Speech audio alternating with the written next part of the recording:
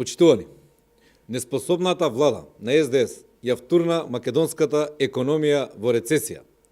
Рецесијата значи отпуштање на луѓе од работа и затварање на компании. Исто така, рецесијата значи и пониски плати, како што и всушност се случува во Република Македонија.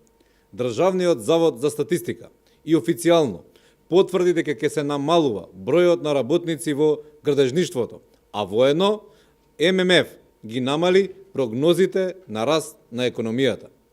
Поради неспособноста на СДС падна просечната плата, цените на производите се покачуваат, фабриките се затвараат, вработените се отпуштаат. Ова се последиците од падот на индустриското производство за цели 5,3% и пад на извозот за катастрофални 12%. Толку од ветувањата на Заев за подобра економија. Во првите 4 месеци од нивното владење, во Македонија има пад на бруто домашниот производ за 1,8%. Поради рецесијата, македонските граѓани осиромашуваат, стандардот на живот опаѓа, а државата се задолжува. Единствено се полнат джеповите на функционерите од врвот на власта. Додека народот стравува за својата екзистенција, тендерашот Ангјушев го зголеми своето лично богатство за неколку милиони евра.